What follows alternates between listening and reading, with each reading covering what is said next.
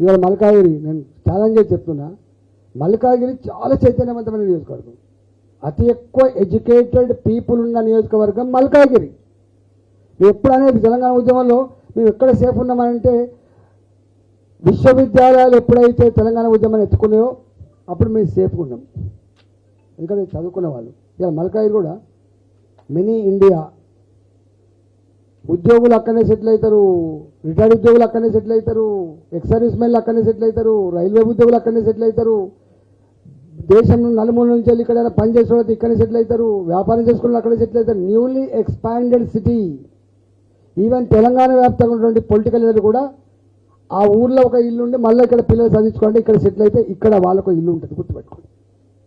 గట్లాడి నియోజకవర్గంలో మీరు వచ్చి తోడేలు, మా గొర్రెల మందమే తోడేలు పడ్డట్టుగా ఇళ్ళలో వాళ్ళకు వెలగట్టి వీళ్ళకు వెలగట్టి ఏం చేస్తారండి? ఇది అవుతుందా?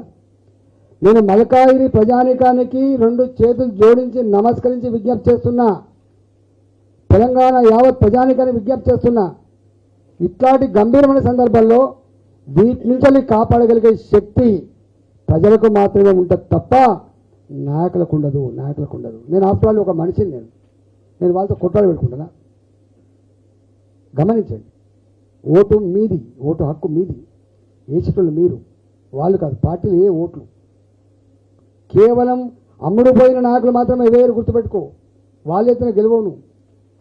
ఇవాళ నేను ఒకటే విజ్ఞప్తి చేస్తున్నా, మల్కాగిరి ప్రజలారా, ఇట్లాంటి ఈ గంభీరమైన సందర్భంలో గతాన్ని తలుచుకొని ఇవాళ మన కర్తవ్యం ఏందో నిర్దేశించుకొని, ఇవాళ మోడీ గారి గురించి నేను చెప్పాలంటే గంట చెప్తాను, లోతులోకి పోను. ఇవాళ దేశం సురక్షితంగా సుభిక్షంగా ఉండాలంటే నా హైదరాబాద్లో పేలిన బాంబుల మోతలు, సాయిబాబా టెంపుల్, దిల్సుఖ్ నగర్, లుంబిని పార్క్, గోకుల్ చాట్, ఇవాళ జమ్మూ అండ్ కాశ్మీర్లో పేలే బాంబులు, దూసుకొచ్చే తుపాకీ తూటాల మోతలు లేని ఒక ప్రశాంతమైన జమ్మూ అండ్ కాశ్మీర్ వచ్చింది. ప్రపంచ చిత్రపటం మీద భారత గౌరవాన్ని ఆవిష్కరించిన నాయకుడు మోడీ గారు. ఒకనాడు పాస్పోర్ట్ ఇవ్వలే అమెరికా, వీసా ఇవ్వలే అమెరికా.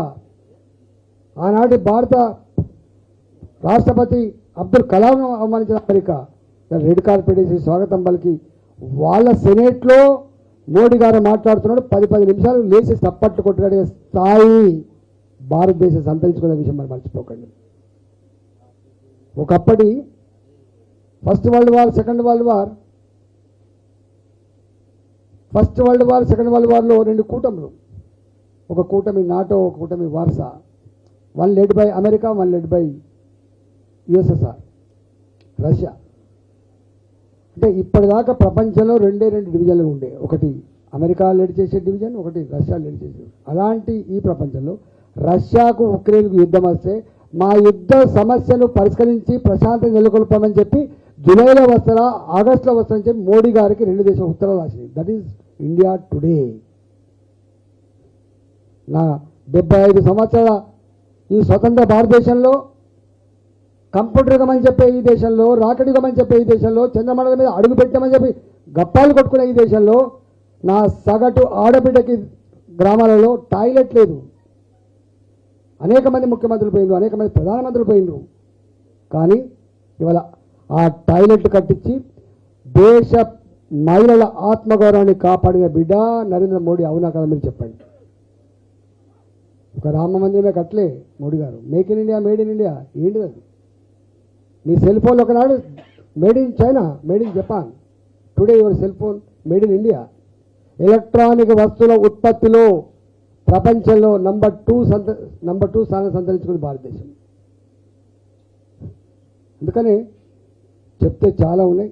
నేను ఒక్కటే విజ్ఞప్తి చేస్తున్నా, ప్రశాంతత, ధర్మం, న్యాయం, ప్రజాస్వామ్యం, అభివృద్ధి ఇవన్నీ కలగలిపి నడవాలంటే భారతీయ జనతా పార్టీని గెలిపించండి, నరేంద్ర మోడీ గారిని ఆశీర్వదించండి, నన్ను ఆశీర్వించమని చెప్పుకుంటూ సెలవు. నమస్కారం.